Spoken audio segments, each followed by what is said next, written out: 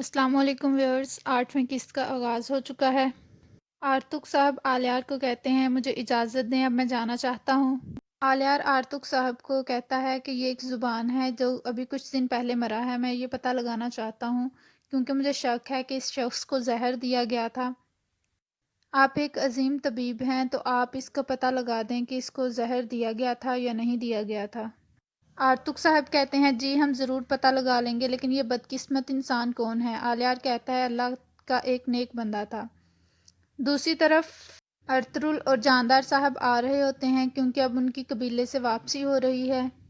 جاندار صاحب کہتے ہیں ہماری اس شراکت داری سے دونوں قبیلوں میں برکت ہو۔ ارطغرل صاحب آپ پریشان نہ ہونا، اورال اور آلیار سیمون سے بات کر لیں گے جو کہ ہانلی بازار کا مالک ہے۔ ارطغرل کہتا ہے آپ اسلحان خاتون پر غصہ نہ کریں کہ انہوں نے وینس کے تاجر کا بتایا، آج سے ہماری روزی روٹی ایک جیسی ہے۔ اس کے بعد گھوڑوں پر بیٹھ کر ارطغرل اور اس کے گھر والے واپس چلے جاتے ہیں۔ جاندار صاحب آلیار کو کہتے ہیں کہ تم اورال کو روک کے رکھنا، وہ کوئی گڑبڑ نہ کرے اور تمہیں اس پر نظر رکھنی ہے، اب دیر ہو رہی ہے تم جاؤ۔ آلیار اورال کے پاس جاتا ہے، اسے کہتا ہے تم تیار ہو؟ اورال کہتا ہے میں تیار ہوں، چلو چلتے ہیں۔ اتنے میں باتوہان آتا ہے اور وہ بتاتا ہے تربیت کے دوران جس سپاہی کی ٹانگ ٹوٹی تھی اس کی حالت نازک ہے۔ اورال کہتا ہے ایک تو یہ سارے سپاہی کسی کام کے نہیں ہیں، مرتا ہے تو مرنے دو۔ آلیار باتوہان سے کہتا ہے وہ کہاں ہے؟ مجھے لے کر چلو، میں دیکھتا ہوں اسے۔ باتوہان اور آلیار اس کے خیمے میں چلے جاتے ہیں۔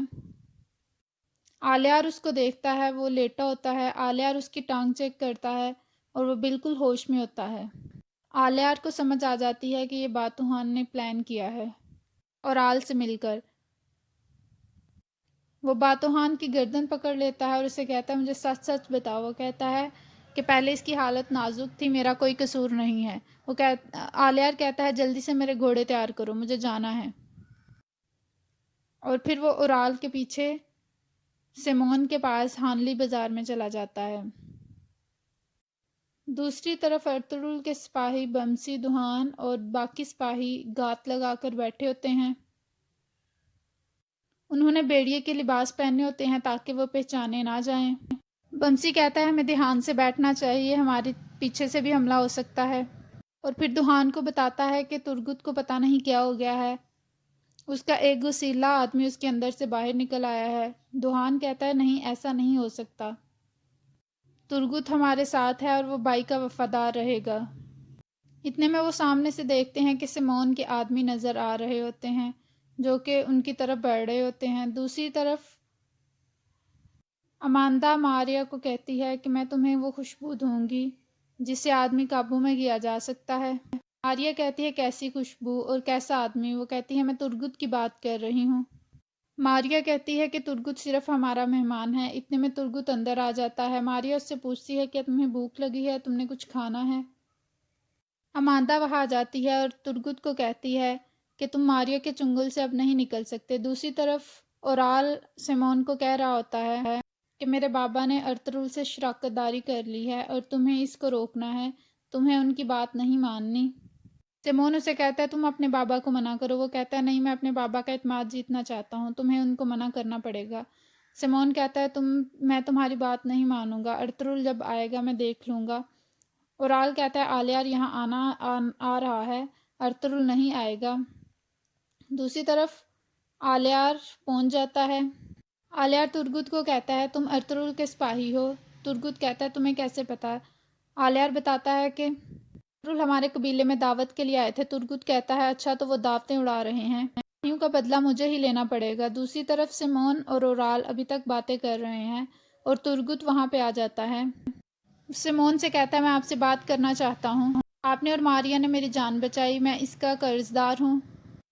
اورال کہتا ہے تو اب تم قبیلے میں واپس جانا چاہو گے؟ ترگت کہتا ہے نہیں، میں قبیلے واپس نہیں جاؤں گا جب تک میں اپنے سپاہیوں کا بدلہ نہ لے لوں، مجھے اپنے سردار سے کوئی امید نہیں ہے۔ اور وہ دوسری طرف چلا جاتا ہے۔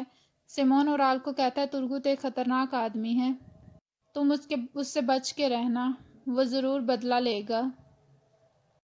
دوسری طرف سیمون کے آدمی گھوڑے سے اتر کر ایک جگہ رکتے ہیں اور ارطغرل کے سپاہی اس پر حملہ کر دیتے ہیں۔ بمسی اور دوحان اس کے تمام آدمی مار چکے ہوتے ہیں، صرف ایک آدمی بچتا ہے۔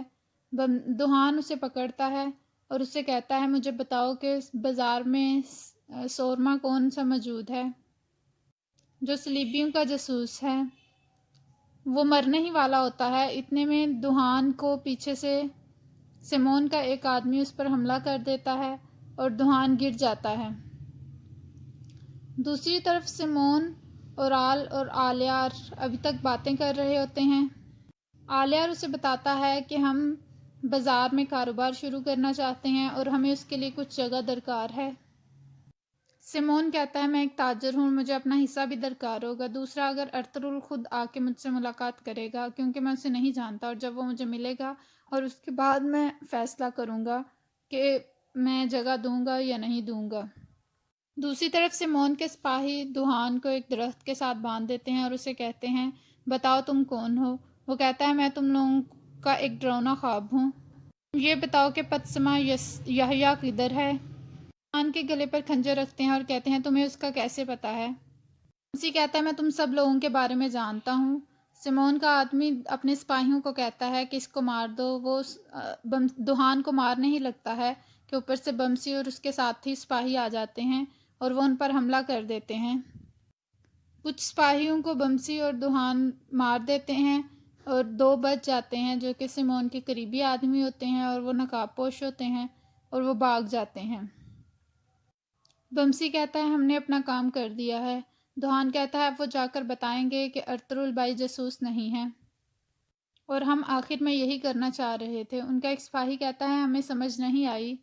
کہتا ہے تمہارے سمجھنے کا کام بھی نہیں ہے۔ اس کے بعد دوحان بمسی سے پوچھتا ہے کہ میری بیوی ٹھیک ہے؟ بمسی کہتا ہے ہاں ٹھیک ہے۔ اس کے بعد دوحان چلا جاتا ہے۔ دوسری طرف ارطغرل اور حلیمہ چہل قدمی کے لیے باہر نکلے ہوتے ہیں۔ وہ ایک جگہ آ کر رکتے ہیں اور باتیں کرنا شروع ہو جاتے ہیں۔ ارطغرل کہتا ہے ہمیں کتنا وقت ہو گیا ہے آپس میں اکیلے بات کیے ہوئے، اس لیے میں تمہیں قبیلے سے دور لایا ہوں تاکہ میں تم سے بات کر سکوں۔ تم مجھے کچھ پریشان لگ رہی ہو۔ حلیمہ کہتی ہے کہ مجھے آپ کو کچھ بتانا ہے۔ ارطغرل کہتا ہے جی بتاؤ۔ وہ کہتی ہے ہمارا بچہ۔ ارطغرل کہتا ہے کیوں؟ کیا گندوز کو کچھ ہوا ہے؟ حلیمہ کہتی ہے نہیں، میں دوبارہ بچے کی ماں بننے والی ہوں۔ ارطغرل حیران ہو جاتا ہے اور پھر وہ خوشی کے مارے جھومنے لگتا ہے اور زور زور سے پکارتا ہے کہ میں دوبارہ بابا بننے والا ہوں، میں دوبارہ بابا بننے والا ہوں۔ وہ حلیمہ کو کہتا ہے تم نے مجھے بہت بڑی خوشخبری دی ہے۔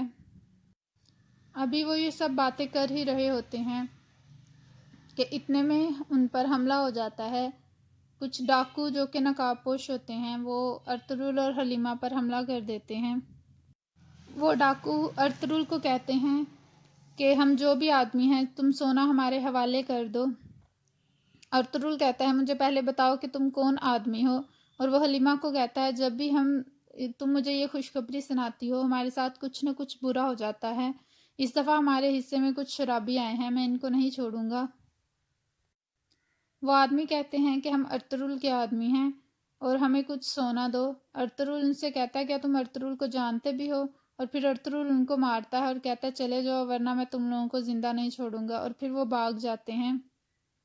ارطغرل ان کو کہتا ہے آئندہ میرا نام لے کر کسی پر بھی حملہ نہیں کرنا، اور پھر وہ چلے جاتے ہیں۔ دوسری طرف ارطغرل اور حلیمہ